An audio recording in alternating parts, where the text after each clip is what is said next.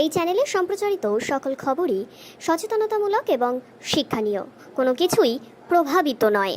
নৌকায় যাতায়াত করা বন্ধ করুন, এমনই আবেদন মুখ্যমন্ত্রী মমতা ব্যানার্জির। আর ঠিক এই আবেদনের কয়েক ঘন্টার মধ্যেই মাঝ গঙ্গায় ভরাডুবি, এবং এই ভরাডুবির কারণে প্রাণ গিয়েছে একাধিক মানুষের। মালদার ভুতনির দক্ষিণ চণ্ডীপুর গ্রাম পঞ্চায়েতের কাটাবাঁধ এলাকার ঘটনা। এই বিষয়ে মানিকচকের বিধায়ক সাবিত্রী মিত্র জানান, আজ শনিবার মানিকচকের মথুরাপুর হাট ছিল। নৌকা করে হাটে এসেছিলেন বেশ কয়েকজন। সেই সময় জলের স্রোত বেশি থাকায় ডুবে যায় নৌকা। সরকারি মতে 5 জন, তার মধ্যে 3 জনের খোঁজ পাওয়া গেলেও এখনো এক মহিলা এবং শিশু নিখোঁজ। তবে বেসরকারি মতে নৌকায় 10 জন মতন ছিল। ইতিমধ্যে বিপর্যয় মোকাবিলা দপ্তরের কর্মীরা সেখানে উপস্থিত হয়েছেন এবং উদ্ধার কার্যে তারা লিপ্ত হয়েছেন। এই বিষয়ে বিধায়ক সাবিত্রী মিত্র তিনি ঠিক কি জানিয়েছেন, শুনুন।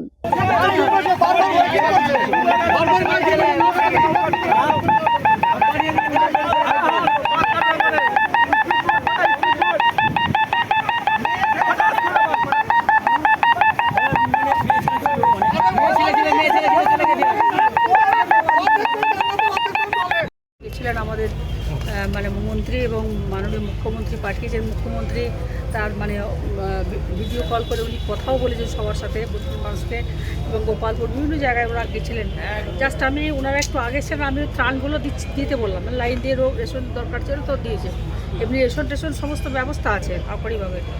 হঠাৎ কয়েকদিন ধরে যেটা হচ্ছে কিনা, একটা স্রোত আছে একটা জায়গা কাটাবাঁধের কাছে, ওইখানটাতে নৌকা কিন্তু স্লিপ করে আছে। প্রথম দিন টিএমদের নৌকা এরকম অবস্থা, যেটা হচ্ছে ওখানে একটা নৌকা আসছিল। আজকে হাটবার আছে, শনিবার, তো মথুরাপুর হাটের জন্য আসছিল। আমরা নৌকাতে সবসময় বেশি উঠতে বারণ করছি, কিন্তু মানুষ তো শুনছে না। আগে যাওয়ার জন্য কিছু লোক নৌকায় উঠেছে।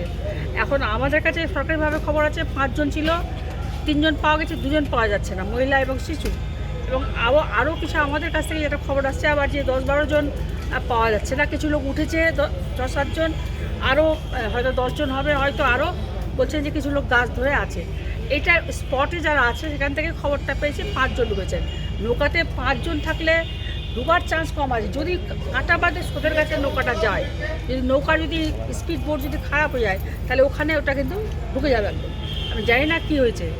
সমস্ত রকমভাবে সিভিল ডিফেন্স ওখানেই আছে, লোকজন ওখানেই আছে।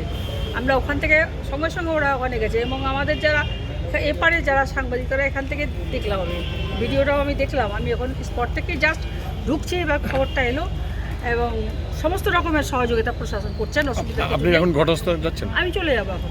দিদি বলছিলাম, এটা সরকারি নৌকা ছিল না ভাড়া নৌকা? কোনটা যেটাতে আজকে ডুবেছে বুঝতে পারছি না এখন কোনটা নৌকা ছিল।